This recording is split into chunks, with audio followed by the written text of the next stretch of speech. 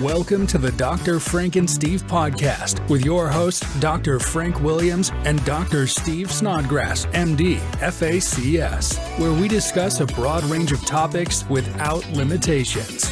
Let's get to it. Here's Dr. Frank and Dr. Steve.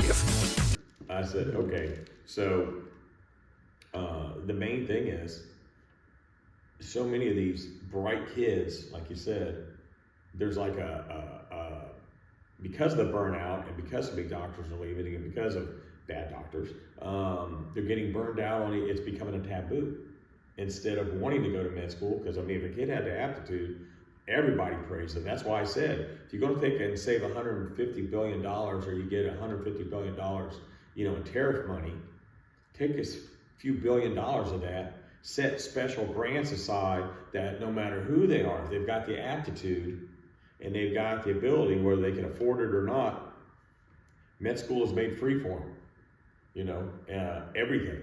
They have not one penny cost out for housing, food, stipend, nothing. Because to me, the shortage after, especially going through this, and some of the doctor friends I have, and you and I have talked about this is the national healthcare emergency. Oh, absolutely. When you're losing all these doctors, you can't. Is. There's a huge, and I think it's nurse practitioners, listen to our podcast, but you need MDs because they can go that extra mile. They've had that extra training. They can. That might be the difference in saving your life and not saving your life. And for an aging population with the boomers coming up, and an unhealthy population, because of all the little hubba bubbas, my father-in-law calls them roly-polies, people walking around and kids, and we've talked about that, the pre-diabetes and diabetes and all this, and saturated fats, and thank goodness the MAHA movement is going. But these doctors and these people, they're going to have their hands, they do now, it's just going to get worse. Oh yeah, it really is. That was my tangent, but I just wanted to... That's quite all right. But back to your point about foreign medical graduates, that's a whole nother thing, but I want to enter that. I want to enter that door a little bit. Okay. And, I'm looking at it's called like the quiet reshaping of American medicine. Mm-hmm. And it's true. It's like, so we're going to start off by saying, because I don't want anybody to just say like, oh, you've said that all foreign medical graduates are bad. So let's just get that over with. That's obviously not a blanket statement that you can truthfully make. That's right. There are some that are very good. They absolutely are. But if you look at the statistics I've seen, 25% of the total U.S.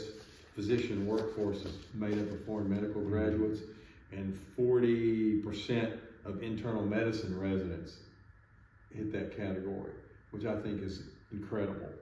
And the thing about it is, if you look at American-based training, not in pre-med, medical school, as well as residency, and then out in private practice, America is America. America is unique. And our culture, our lifestyles are different. And they're different for a reason. Mm-hmm. And a lot of these, the foreign medical graduates, there's a lot of miscommunication there because there's a language barrier. And I don't care what anybody says. How many, my grandparents used to live in a very small town, and they were early on inundated with foreign medical graduates, and I remember them and their some of their friends and just going, we can't even understand the doctor. We can't understand it. And so that if you can't understand your doctor and what your doctor's saying to you, then that leads to all kinds of just basic care problems as well as medication errors. And so the list goes on and on. If you've got miscommunication in regards to your health, yes, that's a problem. You got a big problem. That's a big problem. And then I think there's a cultural misalignment. And I found this to be true on a personal basis as a patient as well as a family member, is that they refer to it as like a cultural misalignment kind of thing. It's just the culture's not the same. And a lot of the times these foreign medical graduates come from schools that they're very dogmatic. They don't like patients to question them. Mm-hmm. And then a lot of them are based on memorization versus critical thinking. Yes. That sort of, and then the others, it gets down to some like, well, do you have enough money to pay for your medical degree, and we'll give you one. So there's a problem. There's a massive problem with all that. And I looked at like some of this data about foreign medical graduate care versus that from the United States, and doctors trained in the United States versus those who weren't and then came here. And they said like there's no difference in malpractice rates. And this was done on some sort of Medicare study. This is years past. But I'm gonna call that out. I'm gonna call that out. I'm gonna say I don't believe that. I don't believe it, because there's so much that goes on in regards to lawsuits being settled. Settled lawsuits are not reported in statistics. No. And so there's non-disclosure agreements signed. So we don't know the full breadth of that whole world in regards to medical malpractice suits. And you and I have been personally involved with these type of cases and these type of folks. Oh yeah, and here's my classic story.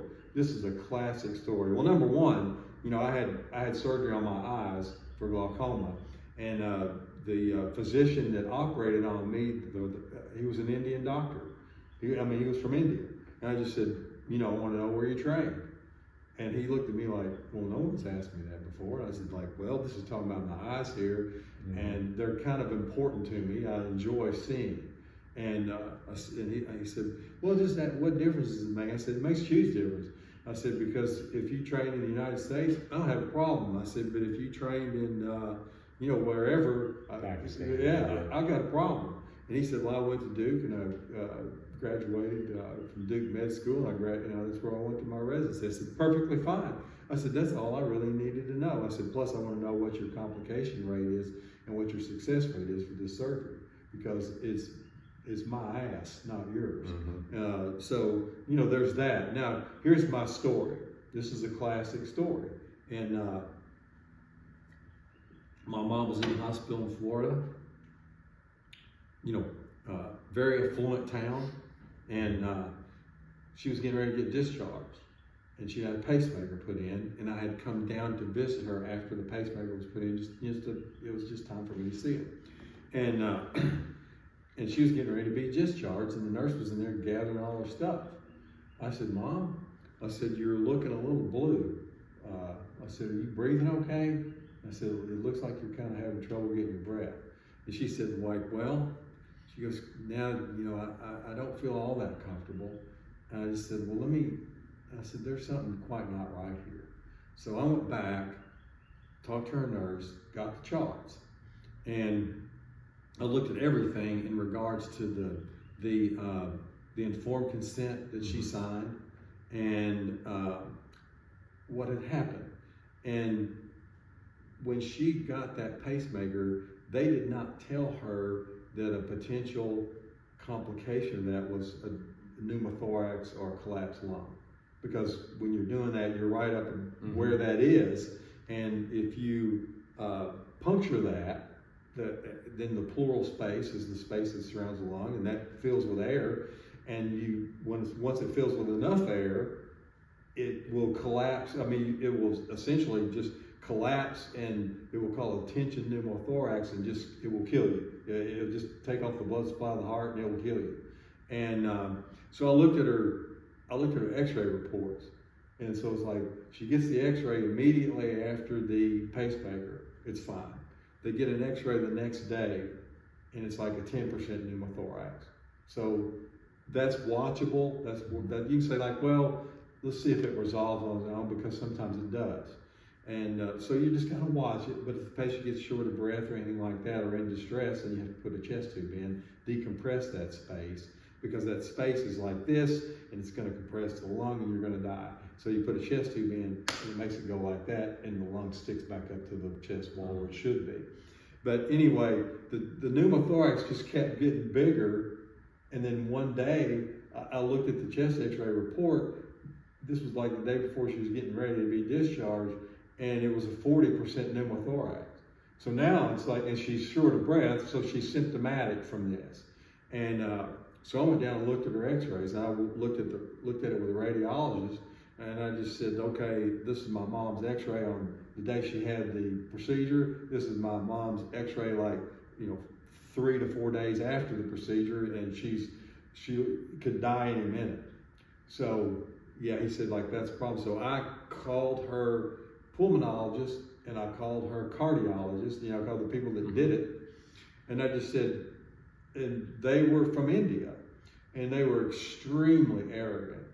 Oh, yeah. I mean, extremely arrogant. And again, I'm not going to say, I don't want anybody saying like, oh, Dr. Snodgrass is against the Indian doctors. No, I'm not. It won't operate on me. So put that aside.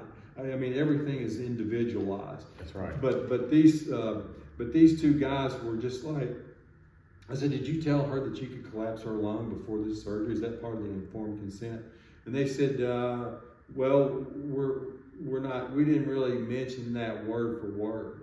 And I just said, well, how did you mention it? And they just said, like, well, there could be a lung problem.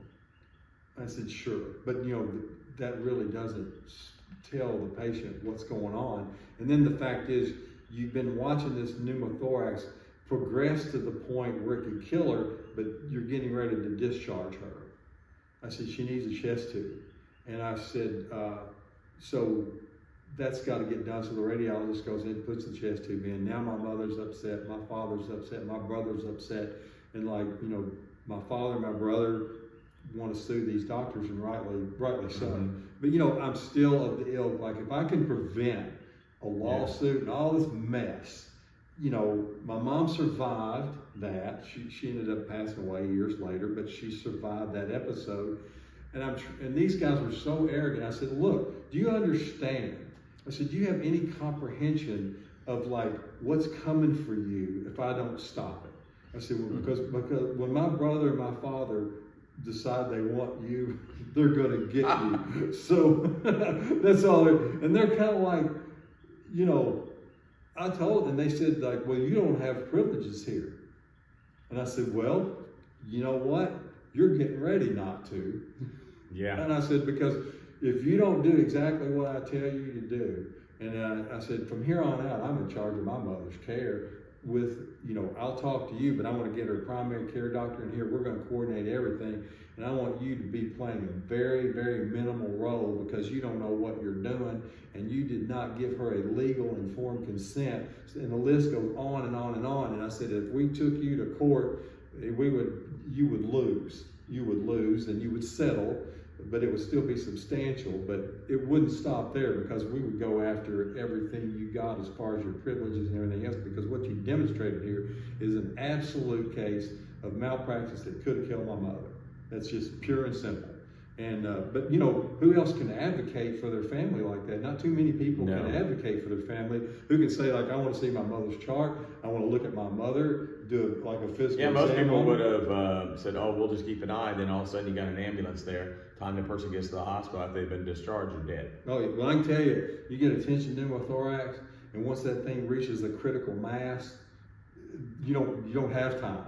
It's gone. It's gone. I mean, you're dead. And if she would have gone to the nursing home where she was staying, if she would have gone there, or assisted living, whatever, if she would have gone there with that, she would have died without question. Because I mean, that is such an emergency, and they don't have like a chest tube tray right there in the nursing home room. Well, you remember when my father-in-law, who's almost 97, still kicking, when he was in a hospital and he had, what was that called again? Is it Orthostatic hypotension. Hypoundertension, right? No, it's orthostatic hypotension. When you stand up, your blood pressure goes down. Okay. What that one guy said was undertension or whatever. Hypo. Okay. Yeah. And they couldn't figure it out. And then, now both those people are gone now that were the cardiology team that worked on him. One was an Indian doctor. Not saying anything. This guy and I had been into it years earlier for my mother-in-law, who had a rare disease, brain disease.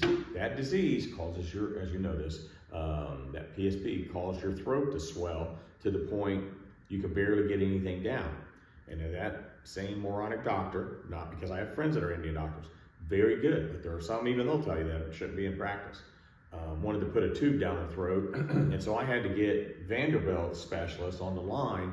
The Vanderbilt specialist, you could hear him yelling at that guy, and I've told the story before, you could hear him yelling at that Indian doctor, that cardiologist, asking him, do you not read a chart? Do you not read records? They were sent.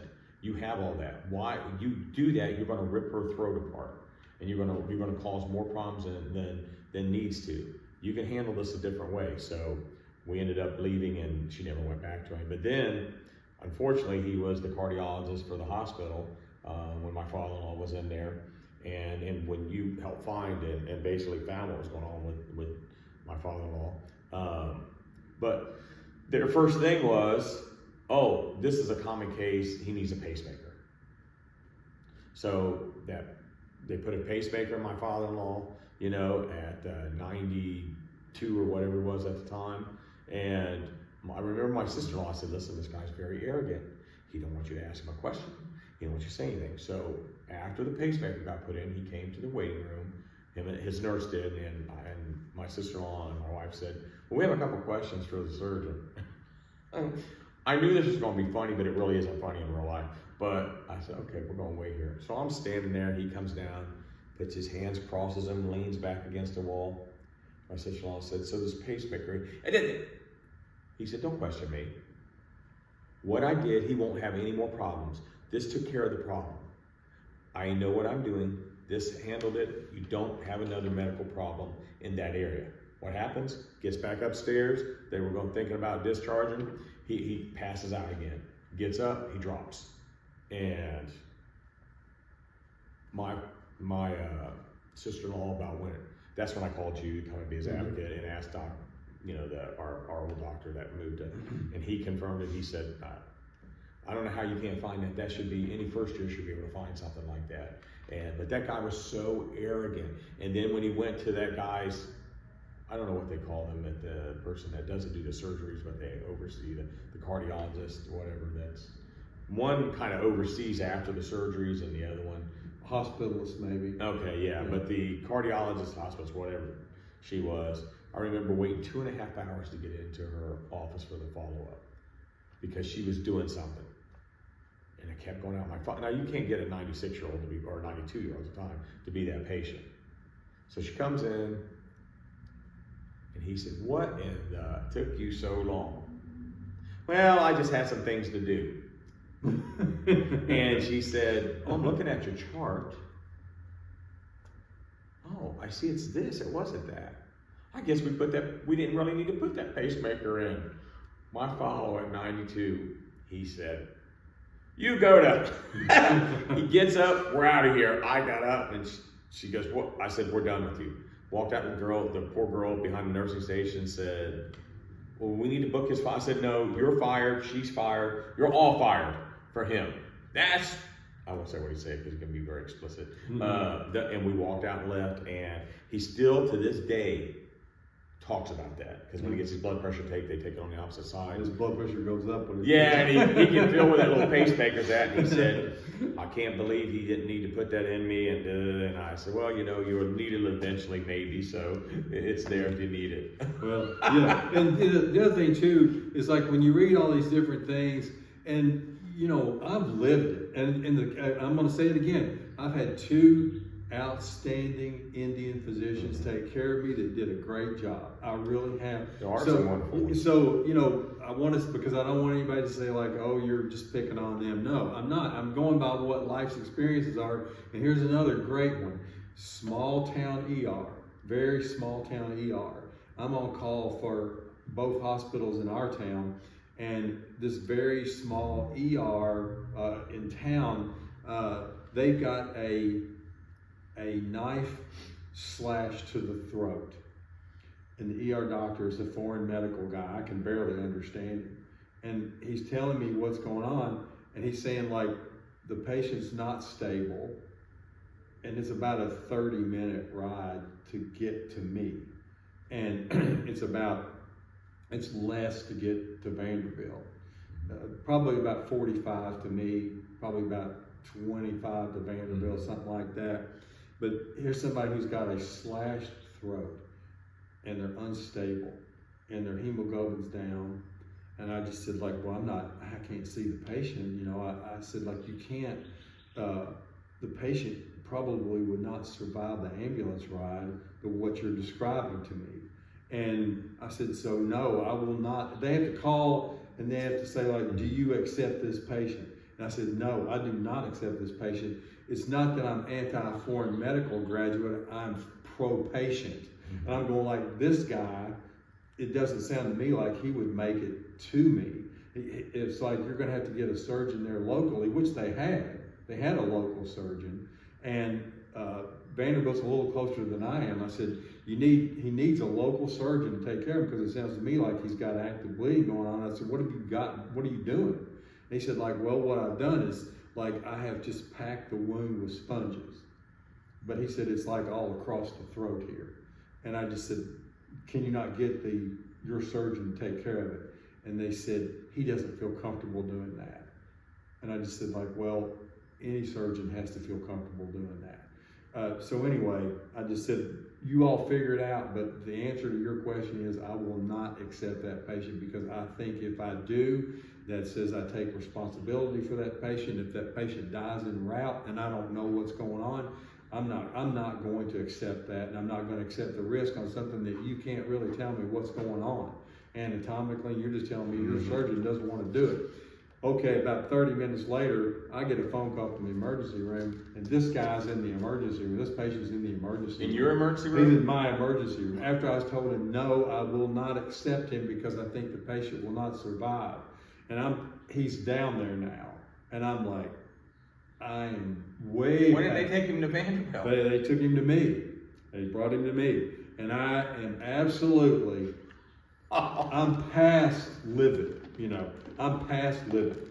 So, I mean, I called my hospital administrator. I said, I did not accept this patient, and I put it like on the record and all that stuff. But I had to take that patient to the OR, and I had to do a massive surgery, clean up all that stuff, because, you know, it was a horrible life-threatening injury. And I'm looking at, like, did he live? He lived. Of course he lived. He had me as a surgeon, because you know he did. But anyway, I'm looking at it like, and I'm talking to the EMT guys, and they said, like, hey, we had to do what we were just told, you know, and we were told that you accepted it. So there's all kinds of wrong there. Wow. And I'm looking at it, and the guy's got, like, he's got this bulk dressing. He looks like he's got a pillow on his neck. And so, okay, so I just prepare the operating room, because I'm not even going to try to see what that looks like here in the ER. I'm going to go look at it when he's under an anesthetic, you know, and I'm going to have control of the situation as much as I can have control of it. But you're talking about, like, some of the branches of the carotid artery, the airway had a nick in it. It was just a terrible deep cut along zone 2. If we go back to what we talked about during the stop the attack. And so I fixed him, but I mean, I just ate that guy up, called his hospital administrator, had my hospital administrator write them, reported him to Joint Commission. I did the whole 9 yards, because I'm like, that's unacceptable behavior. And so one of the things that I looked at when they talked about some of these studies were Medicare based, and I'm going, like, who did the studies? It seems to me like there's a political agenda, and I'm going to tell you what the political agenda is. It's like now I'm not going to talk about what's in place right now as far as our government. I'm not going to talk about that. I'm talking about what's been in the past.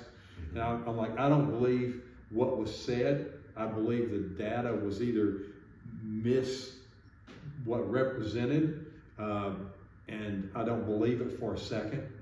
And what they are trying to do is, I think they're trying to tell us, hey, this kind of care is acceptable. It's all going to be good. So don't worry about it. You know, we've got this big standard care thing in place. We're all good. I don't believe it for a second. I believe the data was misrepresented. And I'm going to go on. I'm just going to say, yeah, I don't believe what's reported in regards to that.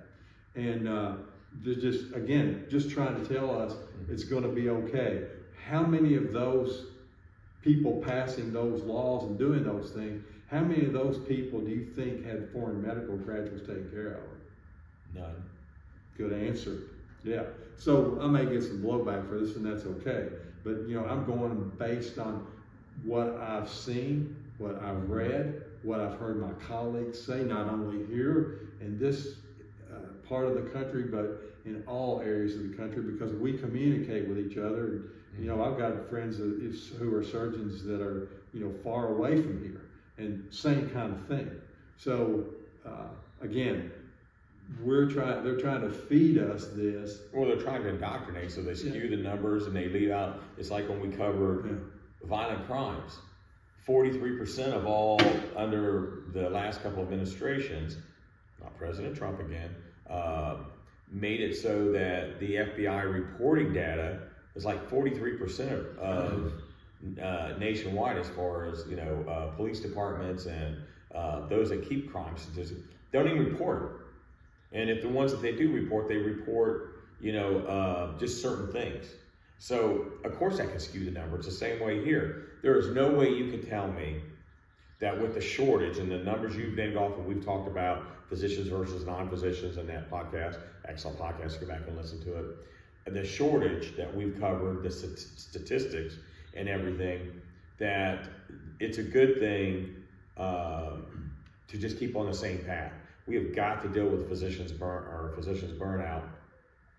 And we've also got to do a better job at screening foreign medical grads. Nothing wrong with all, like I said, I've got friends, I lived under, socialized medicine in Great Britain while I served over there and stuff. I'll give them props for the people that had to take care of me when they did. So I could get to several hours later a military base because of what I did and where I was stationed. But there are some serious issues, like I said, just that I've dealt with for my family as an advocate, and Steve, after knowing him all these years, has made me a serious advocate. As I've said before, when my wife had severe dehydration from a colonoscopy, they thought she had a heart problem. We rushed down to Vanderbilt. They did this emergency procedure, found out it was just dehydration, which was fine. But the nurse practitioner, I told this story when we were doing that podcast, but in case you missed it, I'll make it brief. But the nurse practitioner came in and said, Dr. such and such will be doing the procedure in the morning. And he was a foreign doctor, and it was Centennial in Nashville. Excellent hospital system. And so I started questioning her. I said, well, I would like you to explain to me where he went to med school, where he did his residency, and then any fellowships. And this nurse practitioner there were two nurse practitioners in there. One was for aftercare, one was for another, and then the regular nurse who was taking care of my wife. And the regular nurse stopped what she was doing, getting my wife's little tray set up beside the bed, and she just sat there for a second, wanted to hear these answers. The woman was very sweet, and I didn't realize she was from our cardiologist's office, and she just said, Mr. Williams, she's in very good hands. Doctor, I won't say his name, I wouldn't have him doing the procedure otherwise. And the other one said, well, first of all, I don't know why that would be your concern since he's going to be doing it. I said, well, that's exactly my concern. I said, because I'm going to tell you something. If he's a foreign medical grad and he did his residency in a foreign country, I need to know his success ratio of doing these type of procedures and his complication rate, which you told me years ago. And she said, well, are you a doctor? I said, I am actually. Oh, I said, but I'm a PhD. There's no shortage of us. There's too many. But I said, I need to know all this.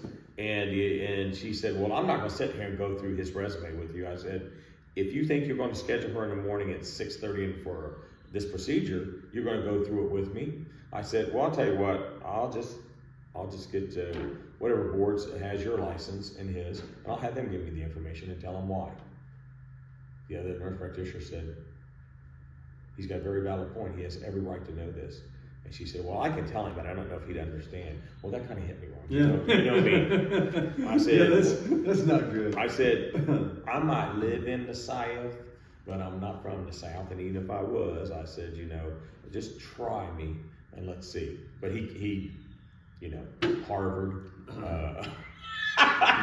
and he had several fellowships in Boston, different. I mean, the guy is top notch. And I said, like any sensible chimpanzee, why didn't you just explain that? Well, she said, okay, we're done here. And she walked out. The other nurse was cracking up.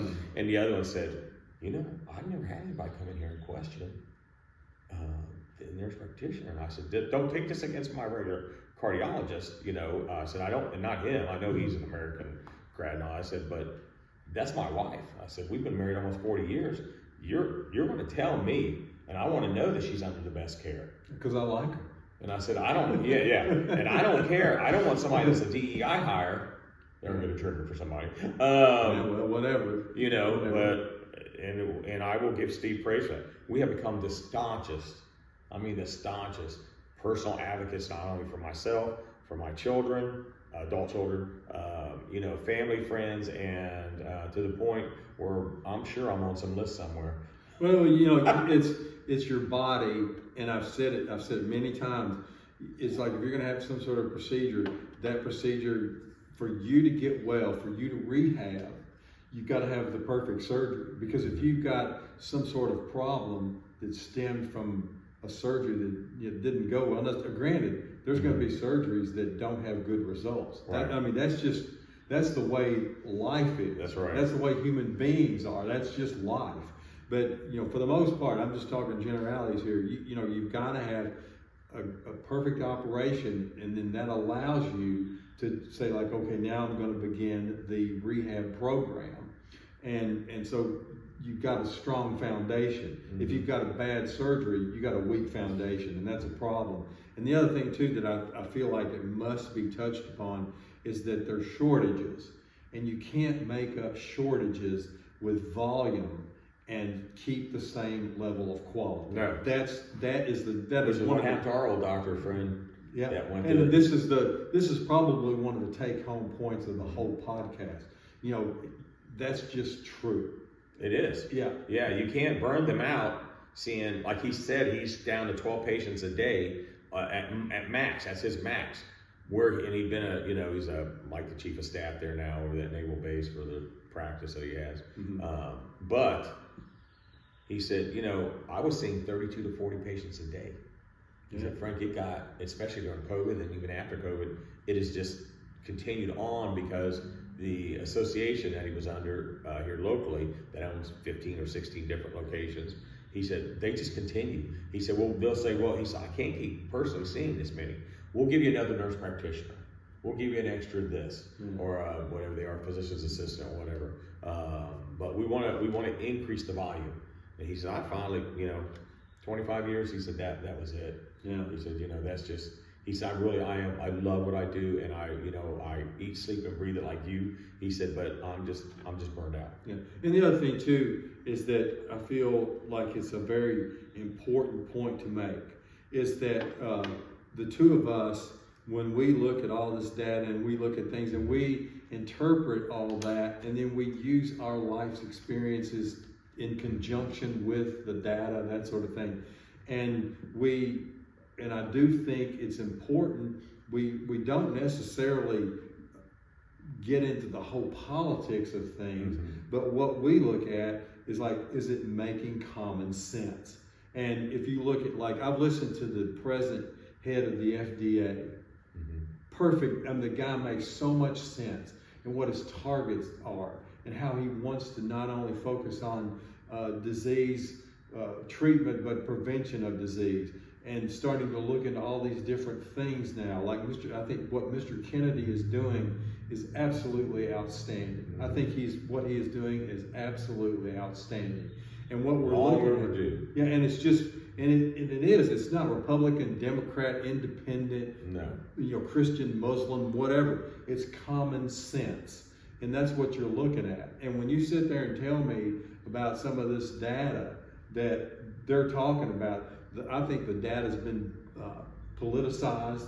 I think it's been something to cover up the truth, and I just don't believe it. And we're seeing these things, some of these things that are reported, but look at what's not reported. We don't see that. And so, again, a lot of what the two of us do is like, yeah, there's a lot of things that you can go through and say, well, based on this, it makes common sense. But when you get right down to it, when it's you, the individual patient, or your family, or whatever, it becomes a whole lot more personal. And we want you to have great results. We want you to question. We want you to understand what's being done to you and why. And those kinds of things are basic to any kind of level of care.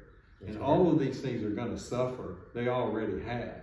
But they're going to continue to get worse unless we address this and do something about it. And just to add to that little point, which is an excellent point, it doesn't matter if you're on Medicaid, Medicare, private insurance, self-pay, you still need to be, don't feel like, well, this is being mostly paid for by such and such. You still have a right to be your own advocate.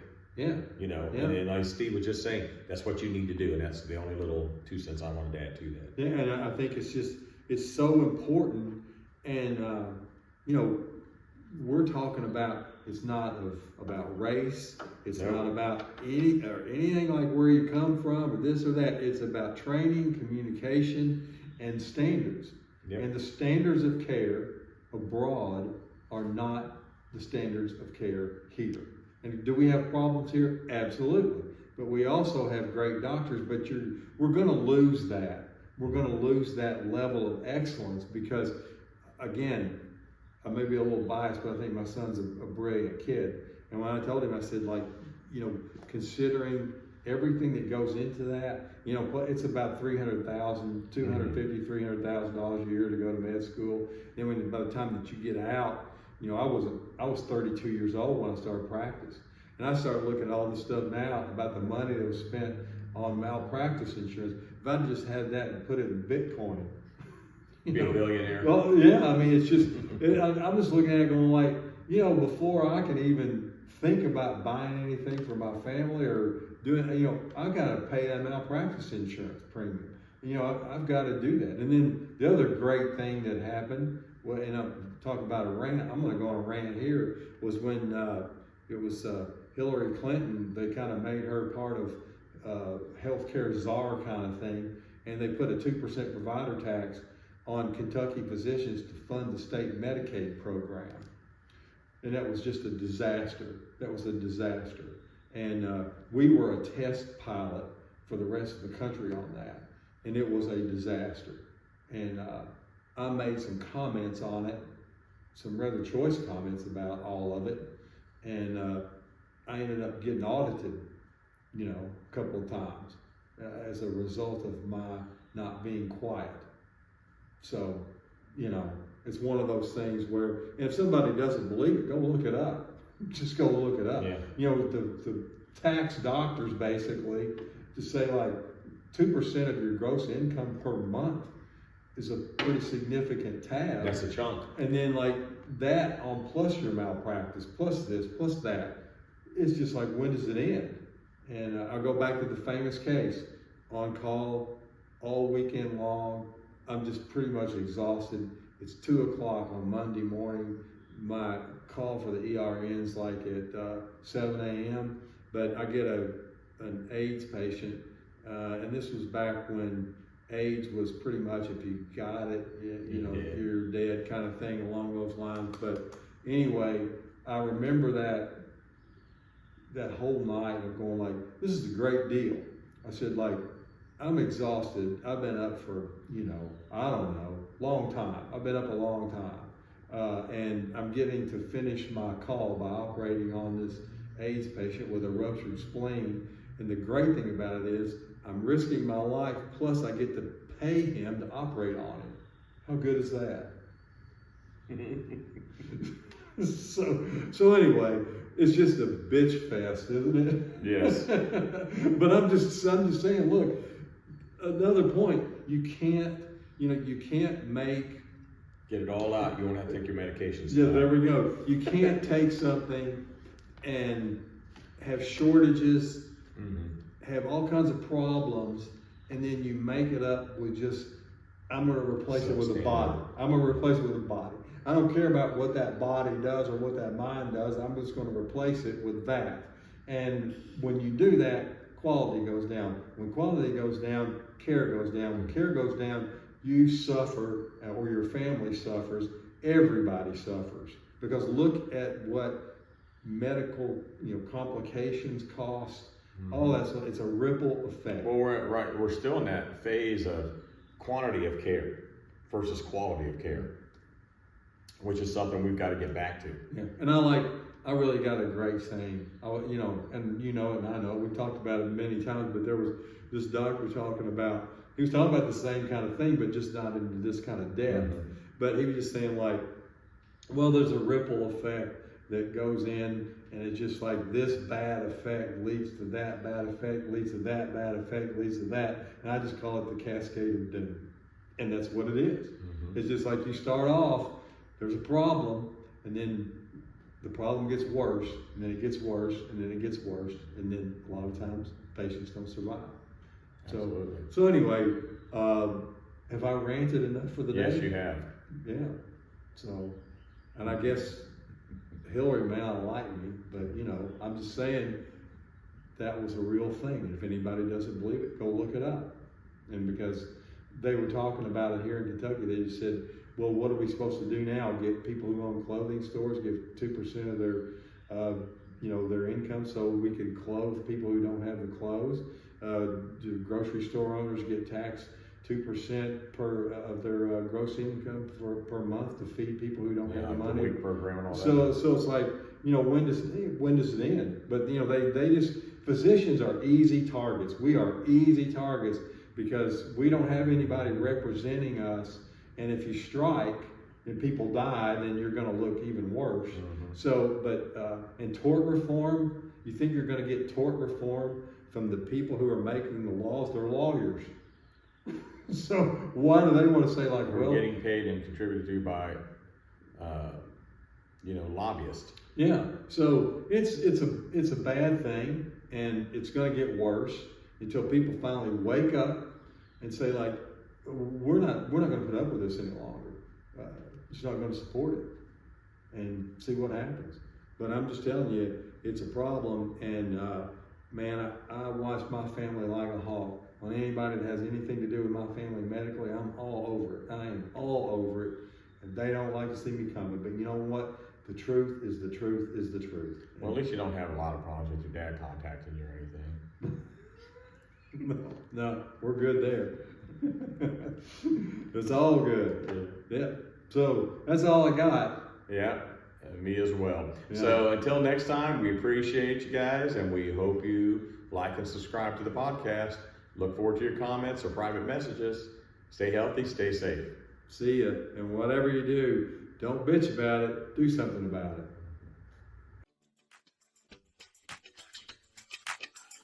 Thanks for listening to the Dr. Frank and Steve podcast. If you enjoyed this podcast, please hit follow or subscribe on the link provided so you can stay up to date on new episodes. Until next time, stay healthy and stay safe.